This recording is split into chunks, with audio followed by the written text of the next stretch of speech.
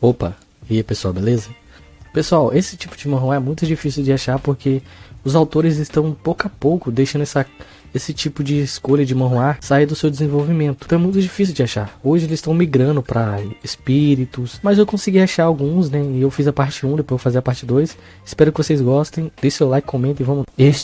Esta não é uma história feliz. Essa é uma história que começa com dor e termina com sofrimento. Naquela noite gelada, Steel ouviu um lamento que fazia doer seu coração, pois aquele lamento debandava muita dor e sofrimento. Mesmo aquele inverno sendo muito difícil para uma criança da idade de Steel, mas ele não pôde deixar de seguir o seu coração. A cada passo, aquele sofrimento ficava mais forte, até que Steel achou a causa daquelas lamentações, assim usando a sua bondade como um ser humano para confortar aquele gatinho que sofreu esperando a sua chegada. Mas essa história não é uma história feliz. Agora, Steel, aquele que demonstrava amor em seu olhar, começou seu destino infeliz, ao ser acordado na base de agressões verbais por aquele que deveria o tratar bem, que seria o seu irmão mais velho. Diferente do seu irmão, Steel estava em um estado deplorável. Steel literalmente estava entre a vida e a morte. Ele era forçado a dormir no sótão, e ali o frio era muito forte, e poucas pessoas conseguiriam viver ali, parecendo que a sua família queria matar ele. Mesmo aquele dia sendo um dia de comemoração, pois teria uma cerimônia de maioridade, quando um menino ou uma menina na cidade de Steel faz 19 anos,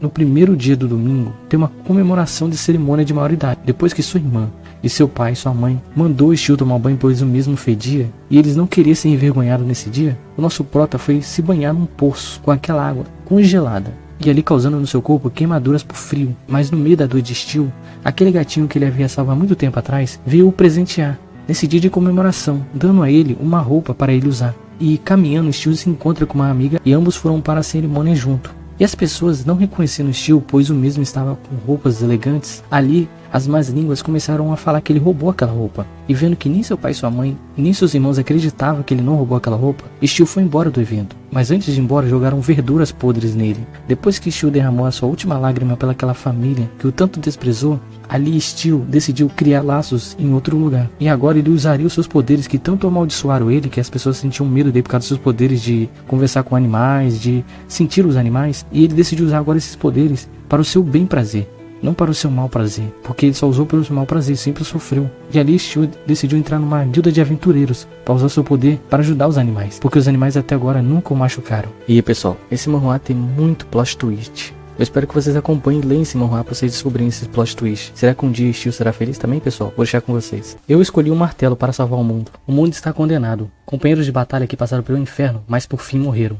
Nem os 10 guerreiros mais fortes do continente puderam suportar aquela calamidade. Caminhando entre os corpos de seus companheiros e seus inimigos, Tinin, o último que sobreviveu àquele inferno. Mas quem causou esse inferno foi a Gula, um dos 7 comandantes do Rei Demônio. Depois que Tinin usou suas últimas forças para finalizar aquele monstro, ali sangrando até a morte, Tinin pensa, se ele não fosse pobre, ele poderia aprender mana mais cedo. E quem sabe aquela batalha poderia ter menos mortos. O prota teve que subir degrau por degrau. Tinin pensava que talvez o continente não caísse daquela maneira. Se o 7 comandante era forte daquela maneira, imagina os outros 6. E o próprio Rei Demônio. O prota só podia imaginar, pois o mesmo ali morreria.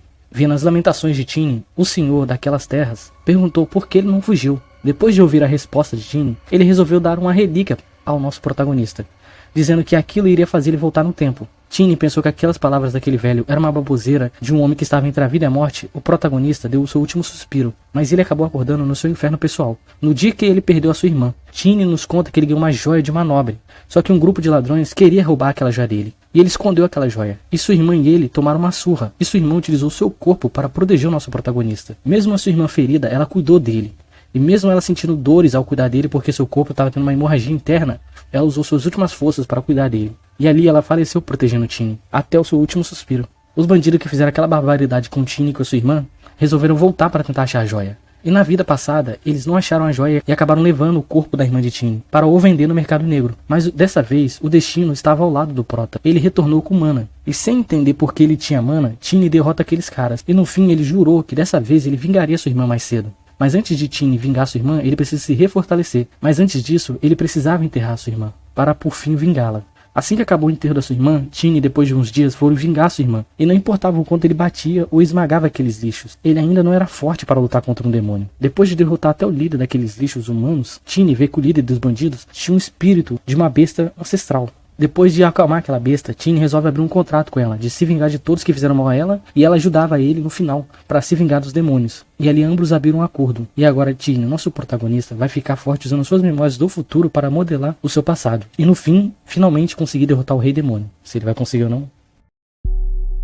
Koda Tishuoshi foi convocado do Japão moderno para um mundo diferente, de espadas e magias. Ele pensou que tipo de aventura o esperava, mas na verdade, Mukoda é apenas um civil normal, que ficou preso em uma invocação de heróis, por acidente. Era para ser invocado 3 heróis, mas por acidente acabou vindo 4 pessoas. O estado de Mukoda é muito ruim se comparado aos outros heróis legítimos, e a única coisa que ele poderia confiar nesse mundo era nas suas habilidades. Então, Mukoda resolveu trilhar sua própria jornada, pois não podia confiar muito naquelas pessoas estranhas. Vendo que o reino não queria ser responsável por ele, então o prota que trabalhou e nunca fez nada por conta própria, agora nessa vida resolveu tentar curtir o máximo possível que ele pode, ali ativando sua habilidade. Todos os 3 heróis legítimos tinham habilidade de luta, espada, magia e etc. O nosso protagonista tinha uma habilidade de iFood. Ele podia trazer comidas e ingredientes do mundo moderno para o mundo medieval. Um poder até fraco se comparado aos outros 3 heróis, mas Mukoda não se importava com isso. Ele iria usar esse poder para experimentar tudo que aquele mundo podia oferecer para ele. Ele iria dominar aquele mundo através da culinária.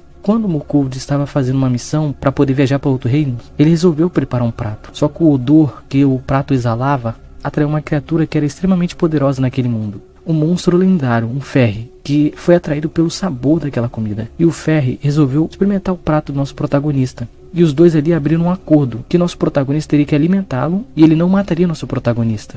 Mesmo com aquela situação sendo muito difícil para Mukoda, ele não se deixou abalar. Então ele resolveu abrir um contrato com aquela criatura lendária, para ali afirmar que ela não iria ferir ele. Agora o nosso prota, literalmente com uma faca no pescoço, vai levar a sua comida para o mundo todo ao lado daquela criatura lendária. E tem muito caroço nesse angu aí, pessoal. Esse manhwa ele também tem pelo anime. Você também pode ver pelo anime, eu vi pelos dois. O Domador Mestre, Kailan, é um jogo de realidade virtual. Mesmo sendo lançado em apenas 1 ano e meio, o jogo já tinha ultrapassado 10 milhões de jogadores. O nosso protagonista gastou todas as suas economias que ele tinha para comprar uma cápsula para poder jogar o jogo. E finalmente ele ia conseguir jogar Kailan. Mesmo todos dizendo que ele estava doido, mesmo assim ele resolveu tentar. Mesmo ele tendo começado atrasado e com a classe de arqueiro, ele conseguiu se sustentar fazendo missões naquele jogo e vendendo os itens. Só que tinha um problema. O jogo anunciou uma subclasse. E além de te dar uma classe normal que você tem, você teria outra classe. Só que tinha outro problema. Eles precisavam reiniciar sua conta.